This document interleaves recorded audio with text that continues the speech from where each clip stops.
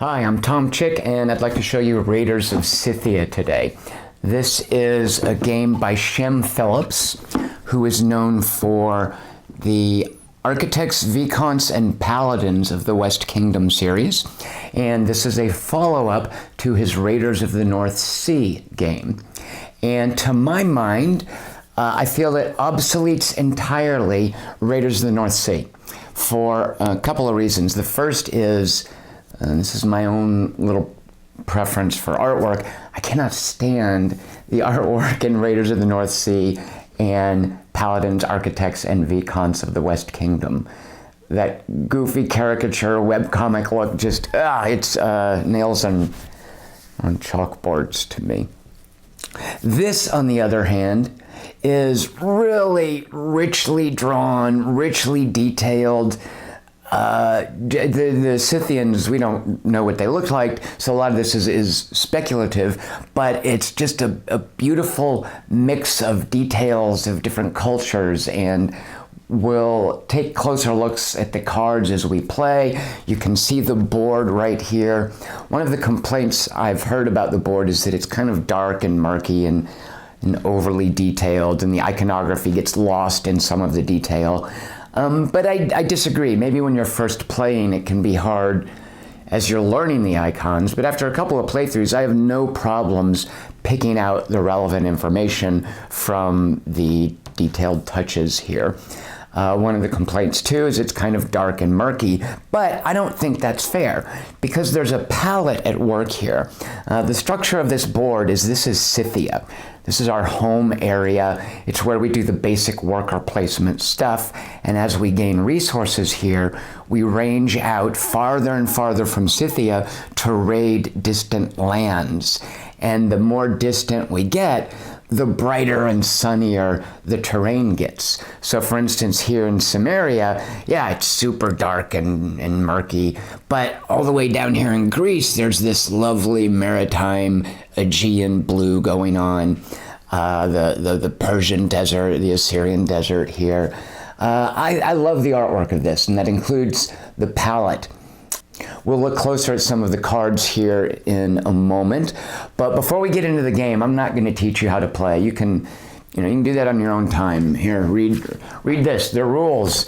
Alternatively, there's a ton of videos that'll teach you the rules. I just want to play through a game and let you see how it plays. But before we start that, I want to talk a little bit about what I think Shem Phillips is doing and why I like this so much, because I really do like it. Obviously, I'm shooting a video of me playing it. Based on what I have seen him do with Architects and Vicomtes and Paladins of the West Kingdom, Raiders of the North Sea, and now this, I feel like Shem Phillips is taking one of my least favorite gameplay mechanics and is casting about for ways to make it feel fresh and unique, to make it more engaging. And that mechanic is, of course, worker placement. The standard way that worker placement works, if you look at the board here, I'm going to take a worker and place it on an action, and I do that action, and then I'm done. And I sit and I twiddle my thumbs and I wait for my next turn, and then when my next turn comes around, place a worker, do an action. Eventually, I get enough resources to make something cool happen. But worker placement tends to be characterized by that really staccato pacing of, I get one stone, I get a wood, oh, I really need to get a thatch or a grapes or a sheep or whatever, and I have to get, and eventually after all of these starts and these little halting increments of progress, the engine turns over and maybe it starts running. It's like trying to start a car that has a bad battery. That's the pacing of worker placement to my mind. Shem Phillips, however, has tried a couple of different things to change that halting staccato sense of trying to kickstart the engine.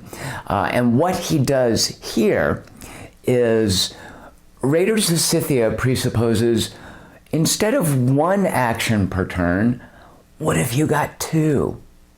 Now, that sounds a little glib. It's not quite as simple as I put this down here and I do it twice. Instead, in Raiders of Scythia and Raiders of the North Sea, this is carried over directly from Raiders of the North Sea. a lot of the gameplay elements are. You always and only have one worker. When you place that worker on an empty spot, you do that action, but your turn isn't over, because now, not the place you've just placed a worker, but any other worker placement spot with a worker on it, you then take that worker and do that action. So this accomplishes a couple of significant things in terms of the way the game progresses, in terms of how each turn feels. The first thing it accomplishes is, of course, there's more stuff happening in your turn. That goes without saying. You've done two things. But more importantly, the more stuff that happens has all sorts of combinatorial possibilities that you can explore. There's synergies, there's mixing and matching. You know, any of these spaces is available for me to put this worker down, but then when I think about which one of these I want to do, I also think about which one of these I want to do. Maybe this one complements this one, so this right here is uniquely more helpful than this. So right away, rather than this halting sense of one space at a time, each turn, I'm combining two different spaces. I'm combining two options on the board. Two of those little increments mix together and presumably create something more significant than just one increment or just doubling that increment. So I think that's the first thing that it accomplishes, is this synergistic possibility within each turn. The second thing it accomplishes, and this gets at one of the reasons that I'm not crazy about worker placement. Worker placement is this only mode of player interaction in worker placement is if there are any small children in the room, or puritanical grandmothers, or people with sensibilities from the 1920s or whatever, please leave the room for a moment. Are you gone?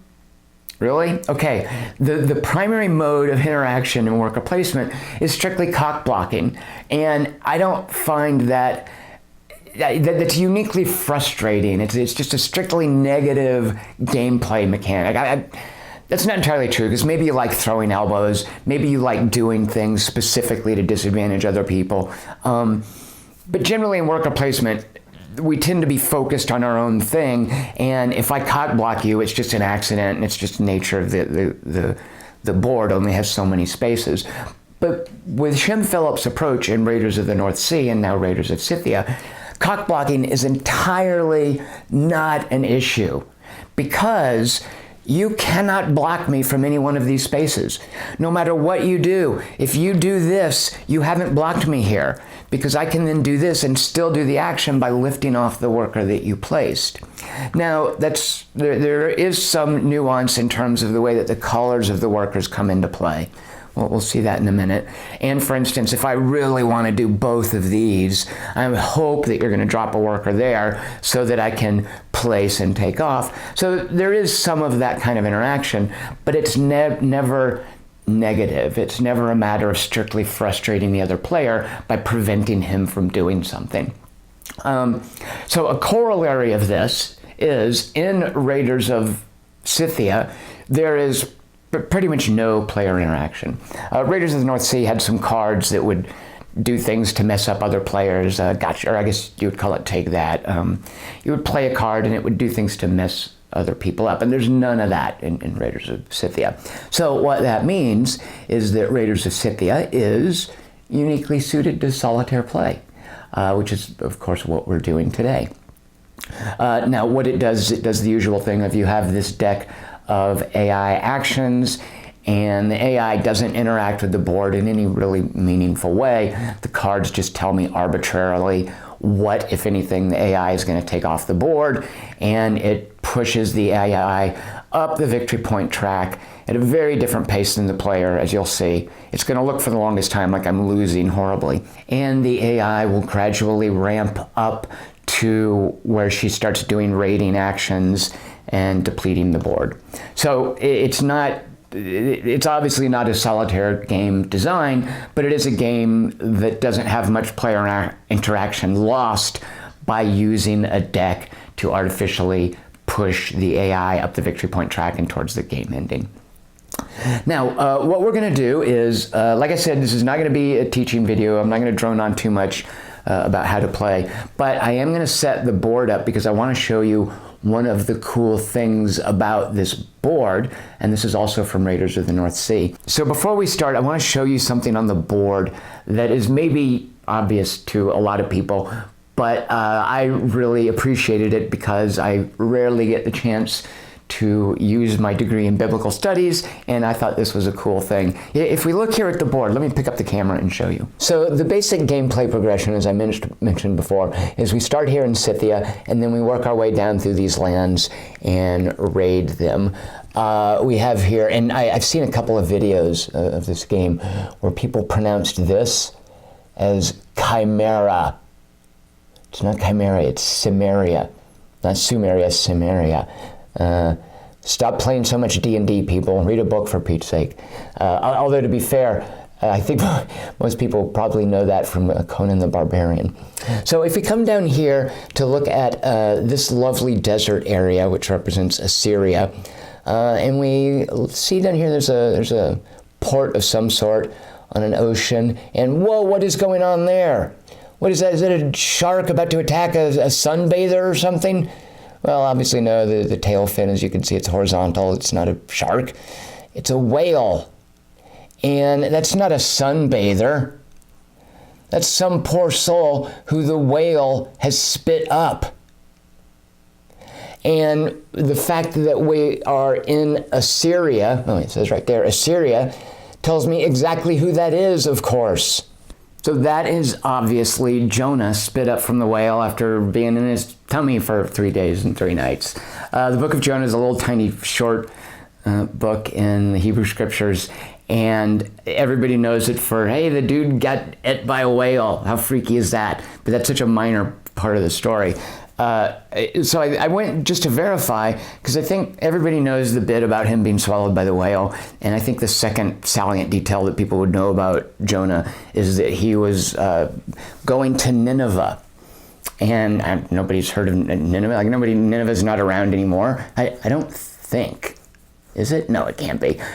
So the other salient detail is he was going to Nineveh to prophesy for God, and he threw himself in the sea to save the crew, and then God sent the whale to deliver him to Nineveh anyway. So that's where he got spit up, and sure enough, I had to look this up, Nineveh was in Assyria. So there you go, a biblical Easter egg in Raiders of Scythia. I quite enjoyed that. So thank you, Shem Phillips, actually Sam Phillips, who did the artwork, for your biblical Easter egg. At least one person got it. All right, so the other thing about this board, unlike Raiders of the North Sea, this does scale to player count. So sadly, all this lovely artwork here, I'm now going to cover just to make things a little easier to manage. We'll be rolling some dice. Yes, there are dice here. So we're not using this side of the board because it's just me and the AI. And what I'm going to do now is actually build the board. One unique element here, this was also in Raiders of the North Sea, is that we distribute plunder randomly out of this bag right here. And that distribution will kind of determine the economic shape of the board. And we have in this bag 4 types of plunder, from the most common to the least common. They are livestock, wagons, equipment, and then gold. So I'm just going to fast forward through this while I place this, and then I'll come back and talk a little bit about what we've got.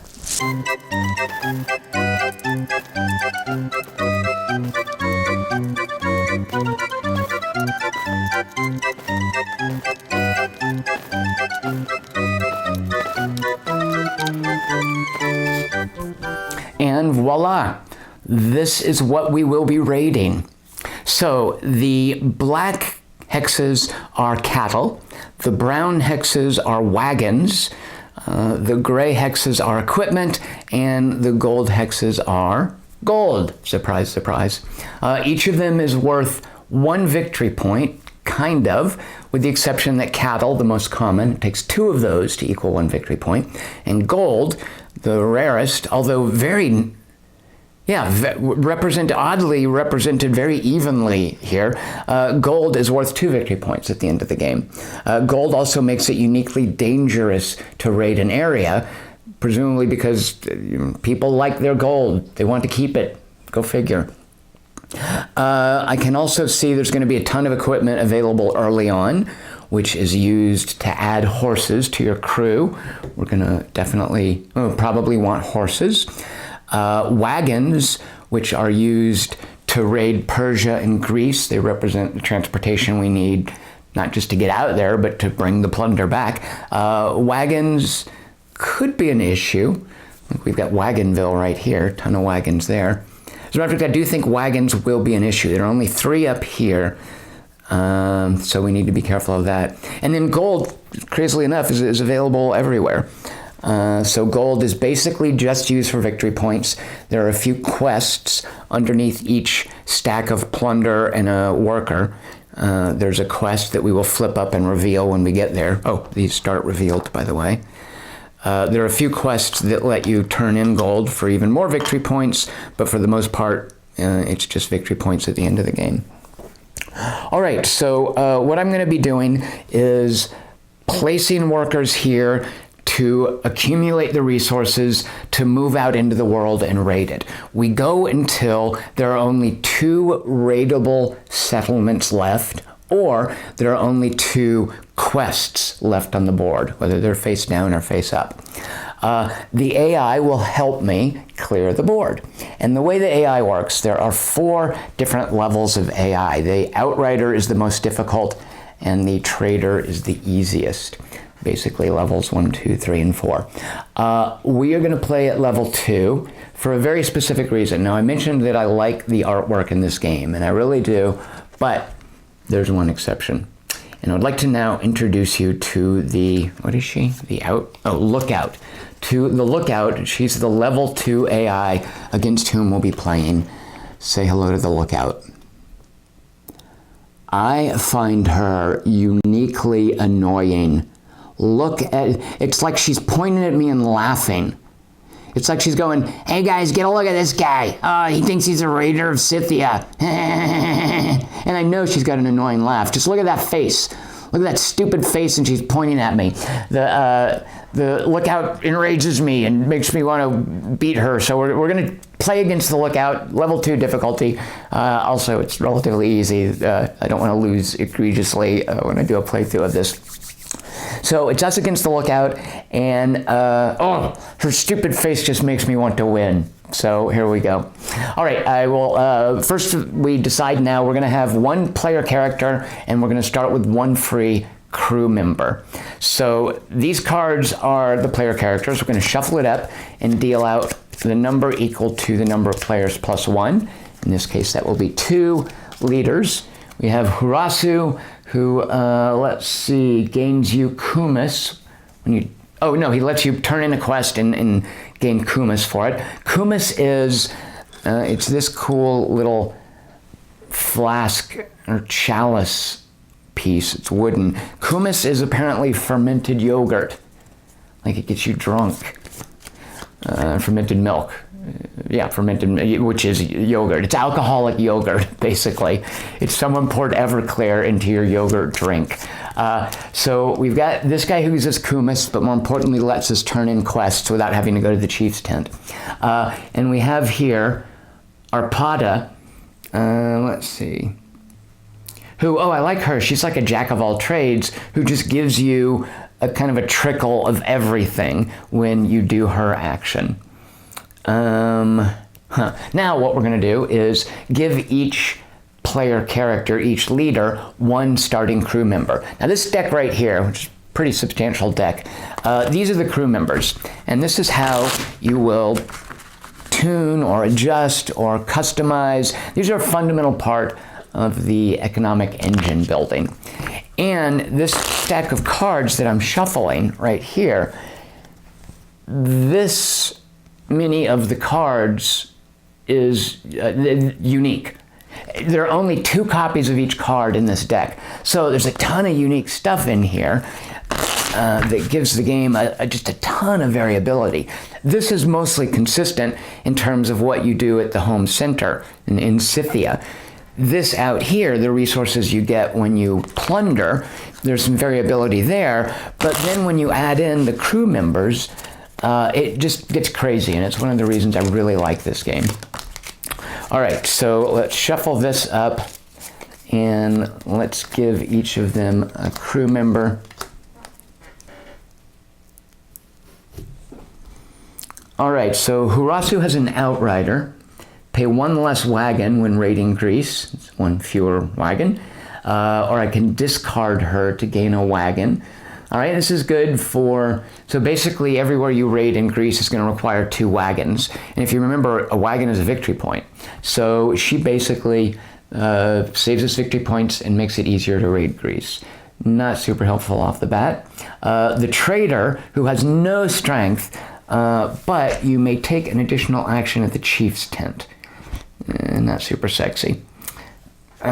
So I do like just how flexible her power is. And because there's a lot of livestock early on, which we can slaughter at the chief's tent for provisions and kumis, I'm going to go ahead and take these 2.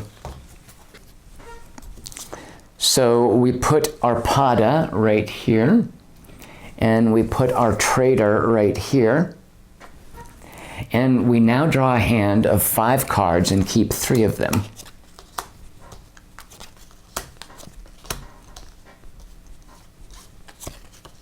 All right, so let's see. Among the cheaper cards, which will be helpful earlier on, although right away I think I'm going to want the Guardian, because he will earn a silver as he takes damage, and plus his strength of 4 is going to offset the fact that we basically have a non-combatant in our crew. So I'm definitely keeping the Guardian. Let's now look at each of the cards. These are dual-use cards, and this was in Raiders of the North Sea as well. So at the very bottom, where you see the plus sign, that's the persistent bonus you get if you add them to your crew.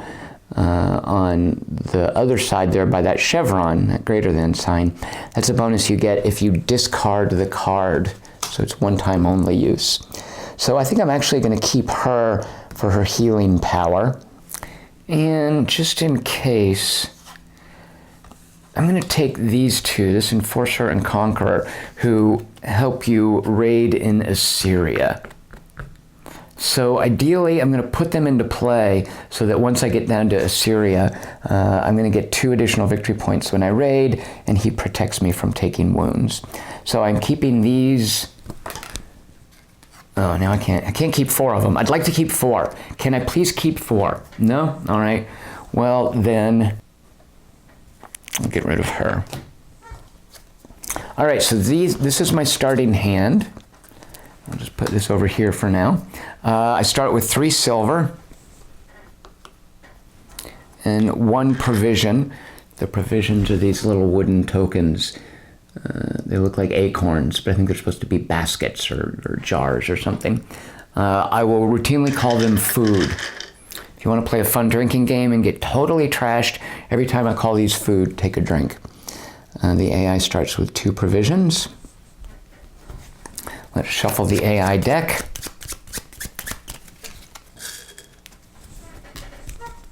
And I will take my first turn. So, for my first turn, I am going to put a worker on the farm and take 2 provisions. And I will take a worker off the meeting tent and draw 2 cards. And the cards I draw are a Protector. Take 2 fewer wounds when raiding Persia. Remove up to 3 wounds. Oh, good, another healing card. And the Vigilante, gain 2 silver when raiding Assyria. I like that. All right, the AI's turn.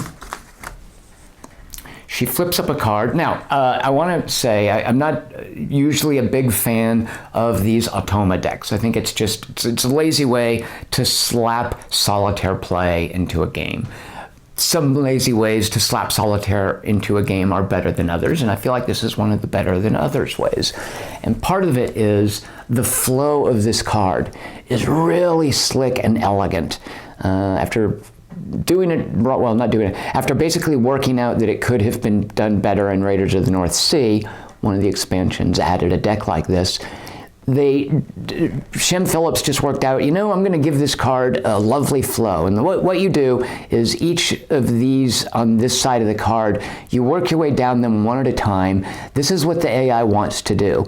If she can do this, which she can, because you'll see there are available raids in Assyria, we keep going. If she can do this, which is paying the cost of food, which is 3, which she can't, she instead moves over here and does this action. But otherwise, she goes all the way down here, wanting to do each of these. If she gets to the bottom, you then tick your way back up to execute the action. And it's just got a really neat, elegant, slick flow. The AI turns in this just go really zippy. So we put this down here. She wants to raid Assyria. It's an option. She doesn't have 3 provisions, So she takes 2 provisions. Now, the other thing that the AI deck does, I mentioned there's no cock blocking in Raiders of Scythia. Well, guess what? There is in the solitaire mode.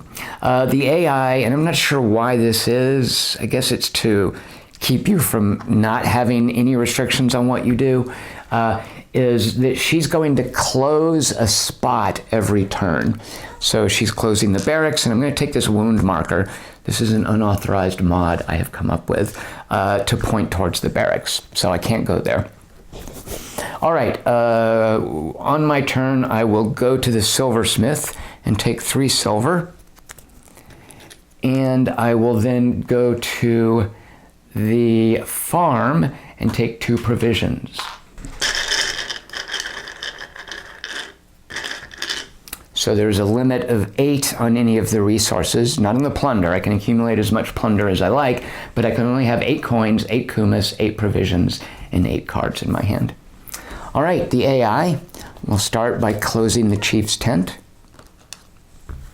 She would like to raid Assyria. That is an option. She requires 4 provisions. She's got it. She requires 3 strength. The lookout has an inherent strength of 1. Any other strength she gets from horses. She doesn't have 3 strength, so she's going to take the middle horse. And you'll note I have forgotten to put out the offer of horses and animals. So each of these cards is just a mix of 1 of 3 horses and 1 of 3 eagles. She is taking the medium one, which will give her 2 strength. I am going to the barracks, of course. Who do I want in play first? Obviously the guardian, who will give me silver as I take wounds. So I'm paying 3 silver at the barracks to recruit the guardian, and then I will go to the town center and do my hero special ability, which is gain 1 silver, 1 kumis, 1 provision, and 1 card. There's 1 silver, 1 delicious kumis, a 6th provision, and a destroyer. Gain a victory point when raiding Persia, or discard him to gain 1 equipment, which is basically a victory point, but you can cash in equipment for horses. All right, the AI will now close the town center. She would like to raid Samaria. It is an option. It will require 1 food. She's got it. 2 strength. She's got that. So we give her 4 victory points. We then spend 2 strength. She's got 1 strength every action. So if she had a 1 strength horse, she could just discard that. Instead, she's got to discard this fella here. She spends 1 provision. And we take the far settlement off of Samaria. Oh dear, that was quite the raid.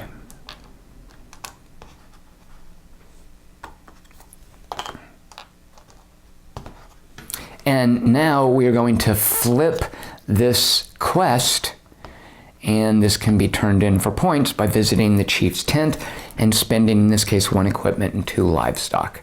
So the AI will also start gobbling up. So you'll note the AI took this spot here. She rated it, so we can't. She will also occasionally pick up these quests. And the quests range from 3 to 7 pointers. And the way the AI works is she will sort of nibble them from the outside, from arbitrary directions. So if you get a really expensive quest, one of those 7 or 6 pointers, and it's on the outside, you want to grab that before the AI can. But not an issue yet. All right, so my turn. I will raid Samaria. I'm going to put my worker here. I'm going to have to have at least 2 crew members, which I do. I'm going to have to pay 3 provisions.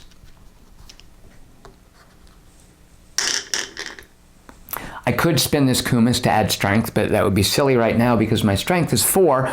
If I hit the 4th strength threshold, I'm getting maximum victory points. I won't take wounds there. But now I roll dice. Out here shows you the number of dice you're going to roll when you raid a particular space. You'll note as we work our way down towards Greece, we roll more and more dice. The dice add strength, but they can also add wounds, and you can see down here the distribution of the die faces. Now, because this settlement, each settlement has 2 spaces on it, for each space that has any sum of gold, you will add 1 die. So every settlement we raid at first is going to add 1 gold die. Even though there's 2 gold right here, it's only in one of the spaces, so you're only going to add 1 gold die. So we are then rolling these 2 dice. We're going to add that to our strength, take that number of wounds, and apply to these folks here. So here we go. Okay, that's kind of an ouch. So first of all, I get 1 victory point. I am taking 3 wounds. And I can put a wound here. Once you exceed someone's strength with wounds, then they're dead. So the Guardian can have 4 wounds. It's the 5th wound that kills him. So I will be putting 3 wounds on him. When he is wounded, I gain 1 silver. And it's not 1 silver per wound. Being wounded means taking anywhere from 1 to your maximum number of wounds. That's still just 1 instance of being wounded. And I am taking... I think I'm going to take the livestock. I'm taking this spot right here. So I get this plunder, which I'll just put over here. So I've got 2 cattle, an equipment, and a wagon, and now I've got a gray worker to spend on my next turn. And we flip over this quest, which is a measly 3-pointer. So the AI now will close the stables, which I did want to go to. She would like to raid Greece. That is an option. She requires 4 provisions. She's only got that. So now she's going to take, working from the bottom up, the first available quest. So one of these 2, but she is working from this, everything's upside down to me, this side over, so she's taking this quest. So she will score this at the end of the game.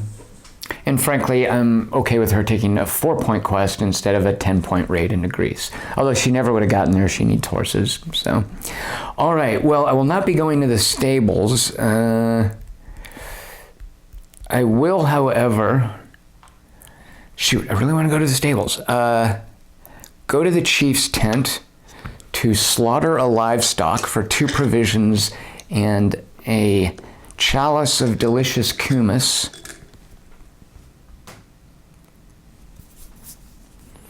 And then I will go to the barracks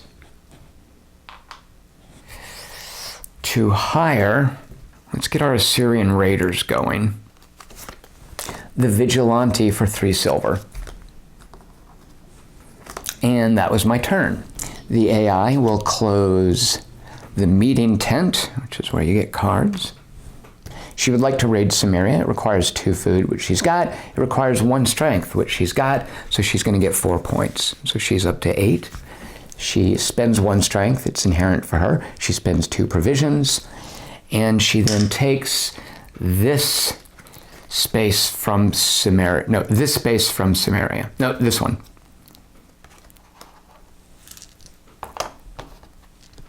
All right, for my turn, I will go to the barracks to spend a kumis to remove 2 wounds.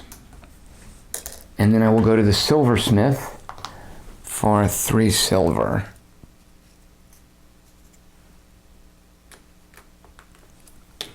The AI will close the farm.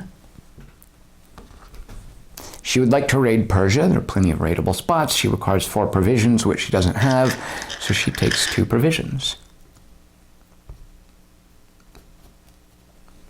I will go to the town center to use my leader's ability, which is gain 1 silver Gain 1 kumis, 1 provision, and 1 card. And we draw a herdsman, gain 1 silver when raiding Samaria, a bit late for that, or discard him to take any 1 plunder from Samaria. It would be nice to grab that gold. All right, but I'm going to the chief's tent to slaughter this livestock for 2 provisions, which puts me at my maximum of 8, and 1 kumis. The AI now keeps the farm closed. She would like to raid Greece. It requires 4 provisions. She's only got 3, so she's taking 2 provisions. I will go to the stables. I will spend, actually, let's see. Oh, I haven't been using that. I'm not sure I could have, though. Actually, yes, I could have. So if I back up, when I went to the chief's tent before to slaughter that livestock, let me use this ability to also spend 2 silver and 1 wagon to have grabbed this right here. All right, so at the stables, I am discarding an equipment, and I'm taking this big fella right here, and let's put him under the trader. And then I will go to the barracks.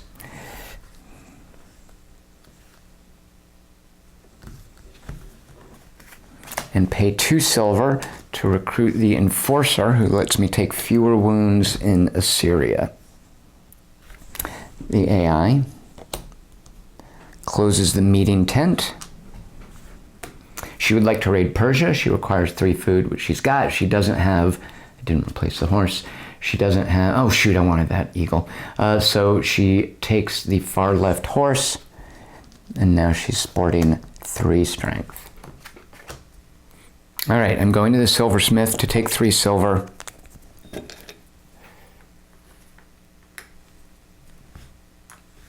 I'm using the town center for this take 1 plunder from Samaria, the herdsman's ability, to take this gold.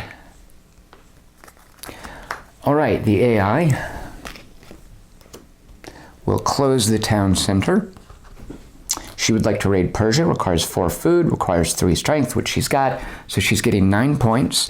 So from 8 to 17, she requires 3 strength, so it spends this horse and 4 provisions. And then she takes from Persia this settlement right here. Oh, yikes. All right, we don't want her getting that quest. So I'm going to need a couple of wagons. I'm going to need a little bit of everything. So let's do some raiding. Well, I still want to get, all right, I've got to faff about 1 more turn in Scythia. So I'm going to the barracks because I want to bring in the Conqueror, who adds 2 victory points when I raid Assyria. I'm spending 3 silver to do that. I've got quite the crew now. And I guess I will, don't really want any of those eagles. I'll take the silversmith for 3 silver.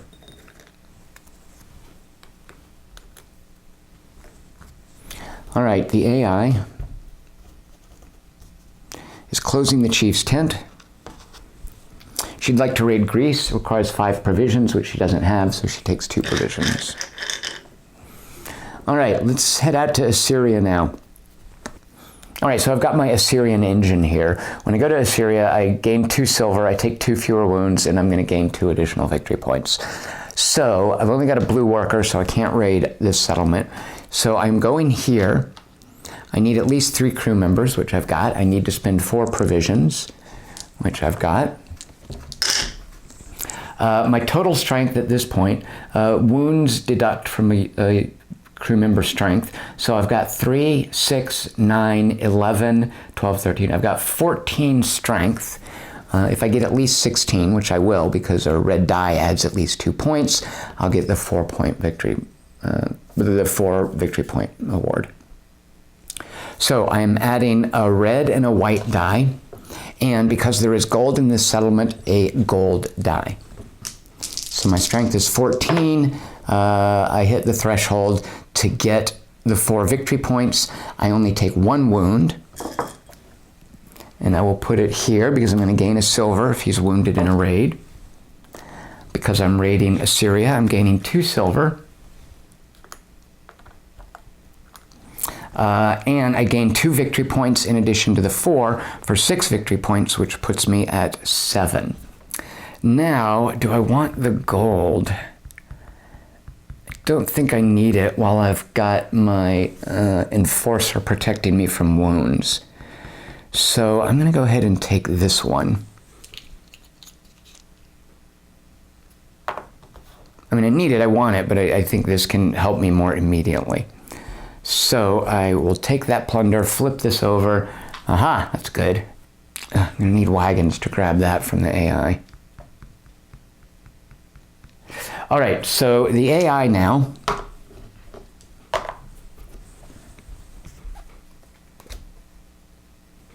Did I exceed my limits of 4? No, but the limit of silver. The AI will close the silversmith. Haha, I don't care. She would like to raid Greece. It requires 5 provisions. She's got 3, so she takes 2.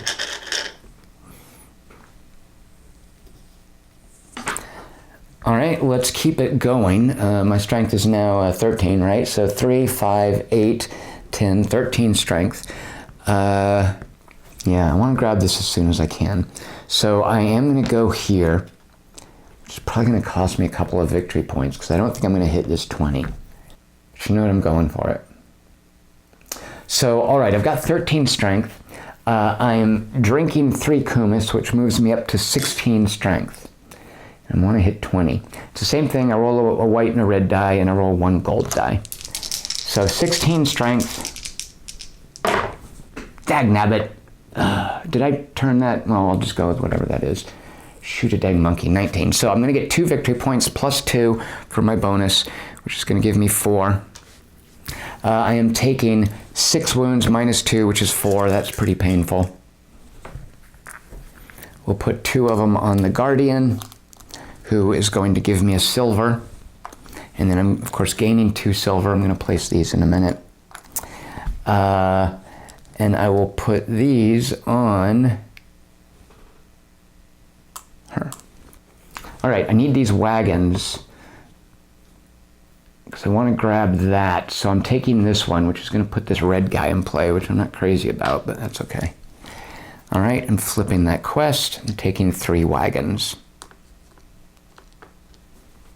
All right, the AI will close the silversmith. Assyria is still raidable. That's mine. Get your grabber McNasties off of it. Requires 3 food. She's got it. It requires 2 strength, which she doesn't have. So she takes this 1 strength horse. And give me a good eagle. Not the one I wanted. All right, I'm going to the chief's tent.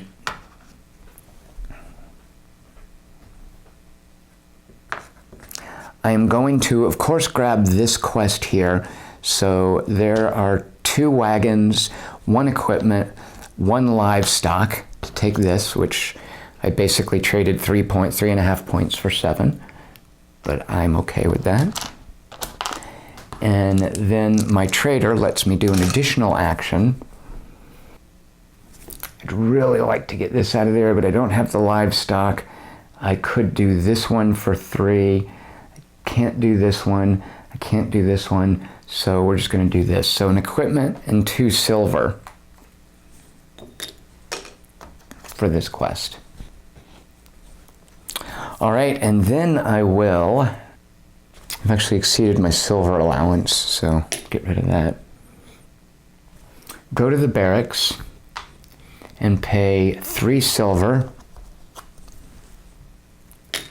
to recruit the protector, which will displace our guardian. So he could have drunk up 1 more wound if I'd known I was going to do that, but I didn't anticipate it. Fair enough. All right, the AI will close the barracks. She would like to raid Persia. She requires 3 food, 3 strength. She's only got 2 strength, so she takes the far right horse. That's the eagle I was looking for. All right, so what fun things could I do with this one? Yeah, clearly. All right. So I'm taking, oh, wait, I can't do that. First, I have to do this. I will go to the meeting tent and take 2 cards. An adventurer who benefits from having a horse and an eagle.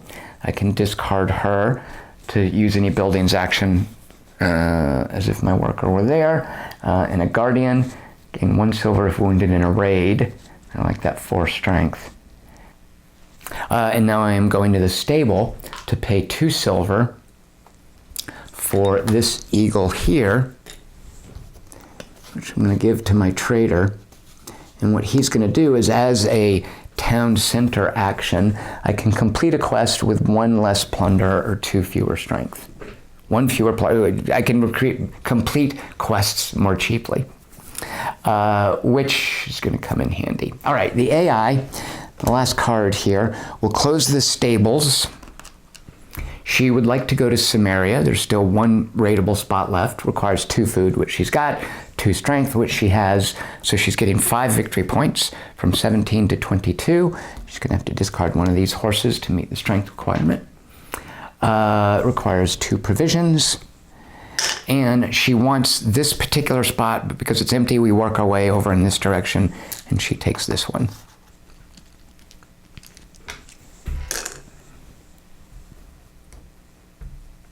And we will now shuffle the AI deck while I ponder my turn. All right, I need to get some livestock, so I want to make sure to get that quest out of Assyria before the AI gets it. So, are we ready to go to Persia? Not quite yet. Let's do 1 more turn.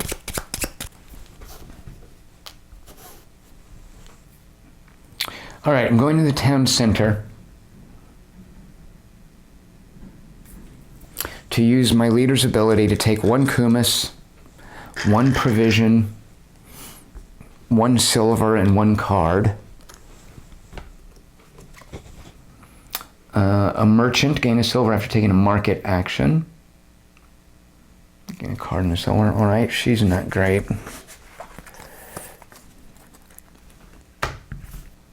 And then I'm taking the chief's tent to turn in some of these cards. Let's see. You know what, that's not very practical. When I do my quests, I want to do it with the town center. So rather than taking the chief's tent, let's go ahead and anticipate needing cards to discard.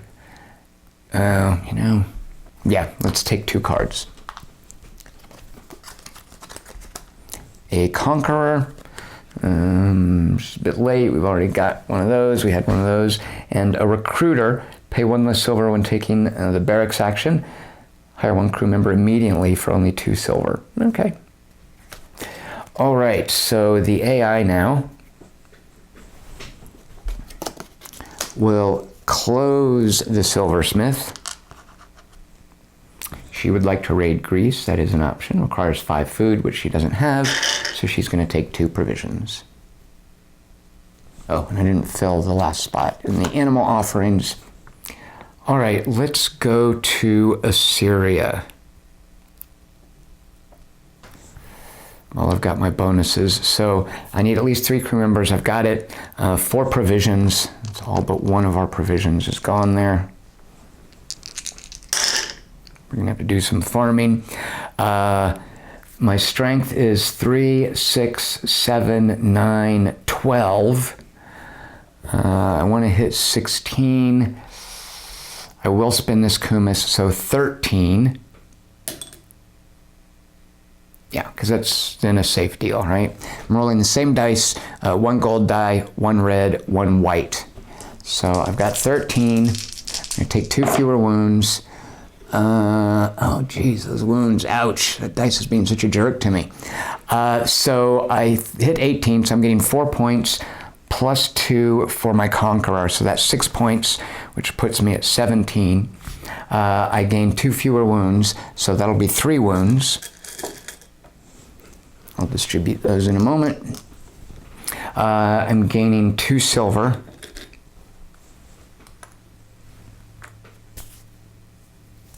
And I'm gaining this right here. So that is 2 gold and an equipment. And the wounds will go, we'll put 1, 2, which will kill our vigilante.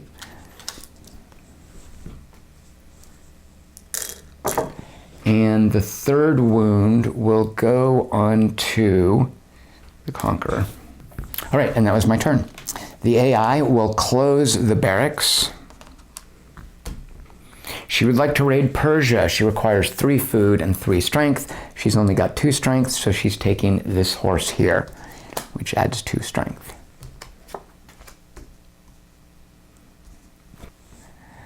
I am going to the stables to spend 1 equipment for this big old bruiser right here, and I will let my protector ride her. And I'm taking this town center to do this ability, complete a quest with 2 less plunder or 2 less strength. And I'm going to spend 7 strength to take this right here. So let's see. That's an easy one to get rid of. Which one of these 3s do we want to get rid of? This Conqueror, because we won't be raiding Assyria anymore. So there's 7 strength. We are discarding with our trader's ability. We're eligible for that. We're taking this 5-point quest. All right, the AI, closing the stables, would like to raid Samaria, but there are no more raids. So we come over here, and working her way up from the bottom and then the left, she takes this 6-point quest, which from the top, stupid cards are up, down, I'm fine with that. She takes this quest, which, it's only 3 points. All right, I am going to the barracks to hire this destroyer for 3 silver. He'll give me an additional victory point once I start going down to Persia. And then the market to discard these 2 cards for a wagon.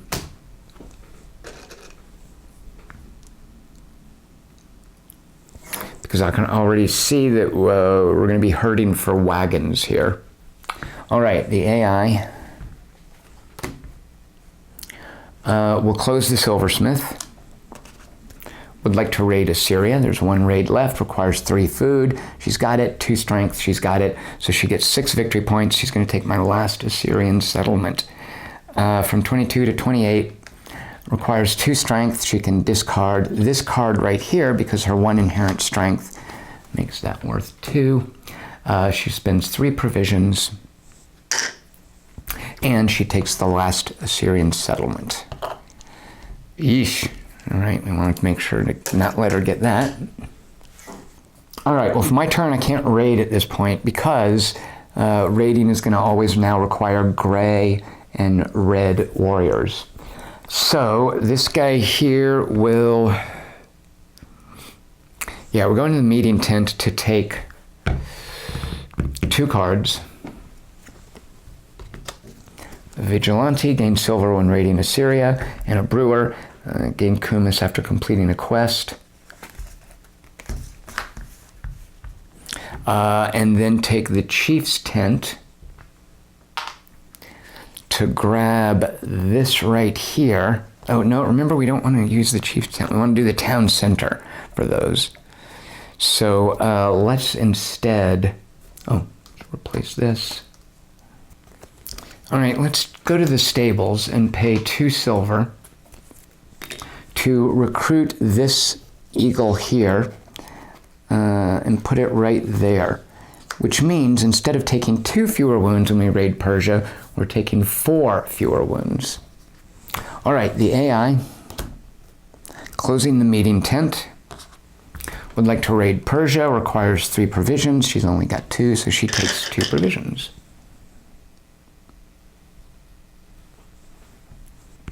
All right, I'm going to the town center.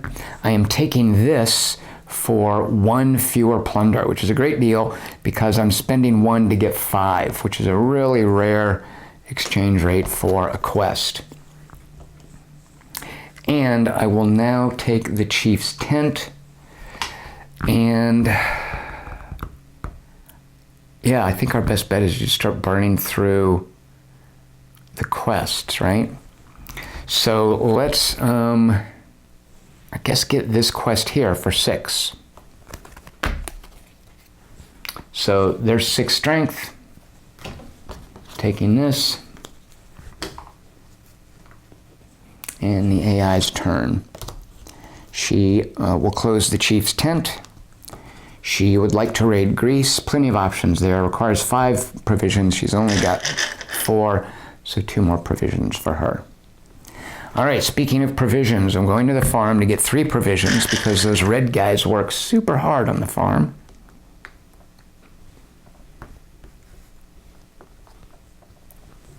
And I am taking the town center to, shoot, I guess just do her ability, which is 1 kumis,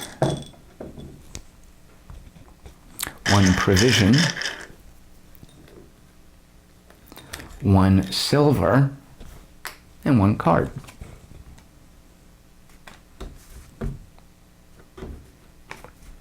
I do like that, buy 1 less provision when raiding Persia. I might have to replace the conqueror there. All right, the AI. She'll close the farm down. She would like to raid Persia. Requires 4 provisions and 4 strength. She doesn't have 4 strength, so she takes the middle horse.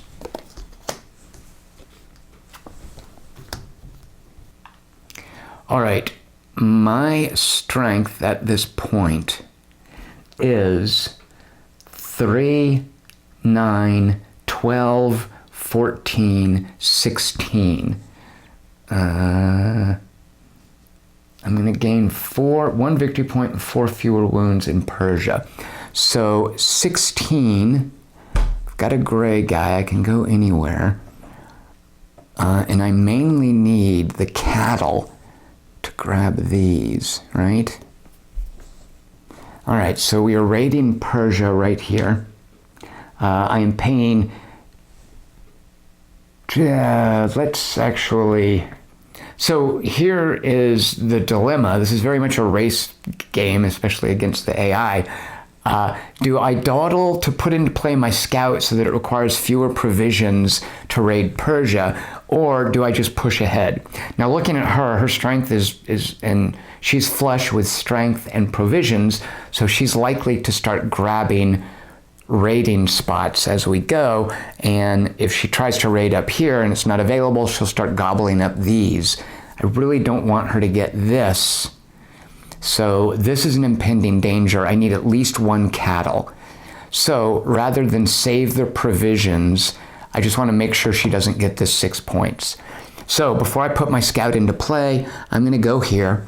I need at least 4 crew members. I've got that. I'm spending 3 provisions and 1, is it? Yeah, 3 provisions and 1 wagon. So 3 provisions, my only wagon. My strength, again, 6, 9, 12, 14, 16. No, I should hit 20. I'll definitely hit 20, so I'm not drinking any kumis. So I get 2 red dice, I get a gold die, and I'm taking 4 fewer wounds and getting an additional victory point. All right, I like that. So I definitely hit the threshold for the 6 points, plus 7 because of my destroyer.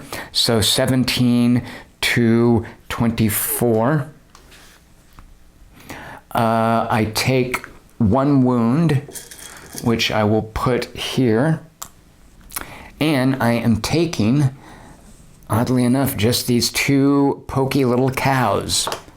Ugh, I don't like that on the edge. All right, now the AI, flush with strength and provisions, will first of all close the farm. She'd like to raid Greece. I'm okay with that. Requires 4 provisions. She's got it. 4 strength. She's got it. So she gets 12 victory points. So from 28 to 40.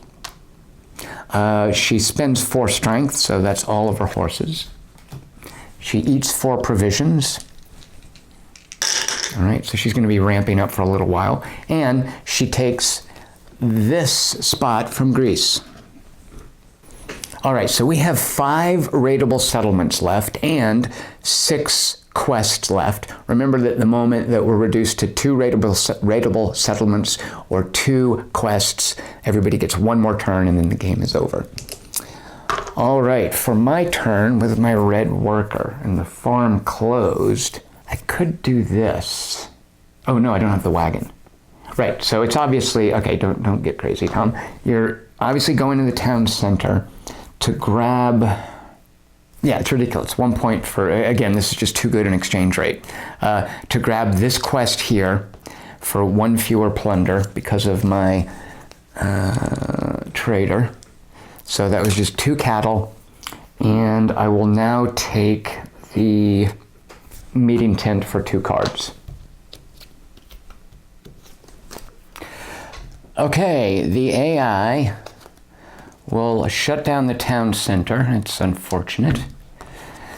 She would like to raid Persia. That is an option. She requires 4 food. So she is going to then take from the top down this quest here.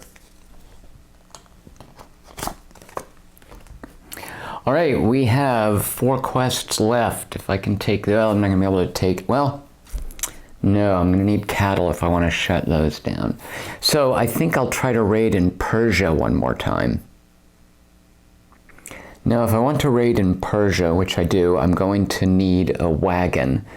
So I am going to the market. I will burn 2 cards to take a wagon. And I guess the barracks to, just for the strength, drink this kumis to get rid of these. It seems not very efficient, but it's the best I can do at this point. All right, the AI will keep the town center closed. She would like to raid Samaria, but there's nothing to raid, so she takes the leftmost horse.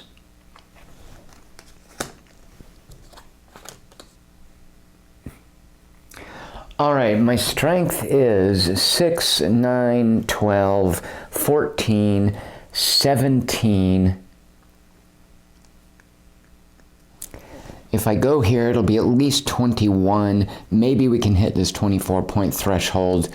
I will go ahead and get my extra victory points. So let's do that. I'll get these cattle, not gold. All right, let's do that. So I'm coming here to Persia. I need 4 crew members, I've got it. 2 provisions in a wagon. I'll be rolling 2 red dice, 1 white, and 1 gold die.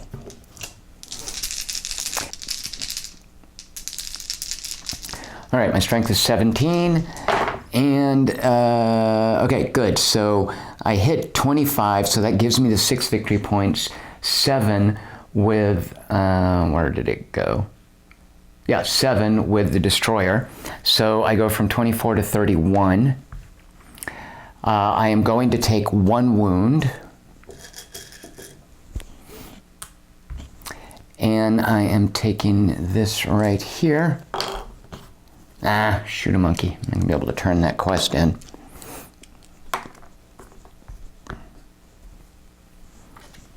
The AI will close the meeting tent. She would like to raid Samaria, but there are no options there. So coming from the top down, she takes this.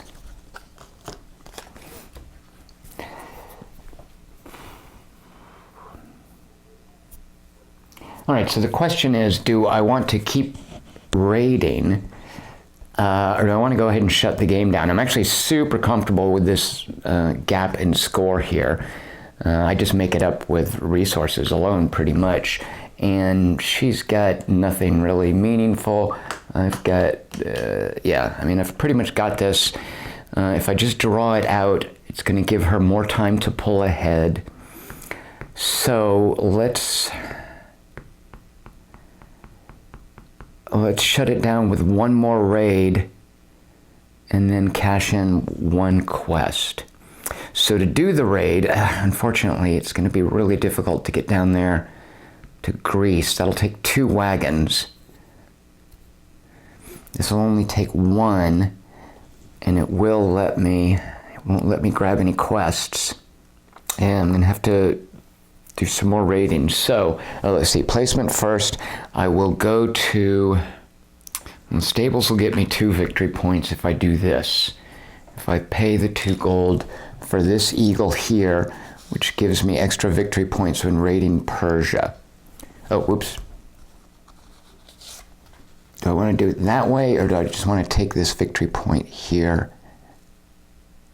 Yeah, I'm definitely going to Persia. So I am putting that there. I am then taking this. This is just so drawn out, but it's, you know, to close everything down, I'm just going to have to bite the bullet and spin my wheels a little bit in Scythia.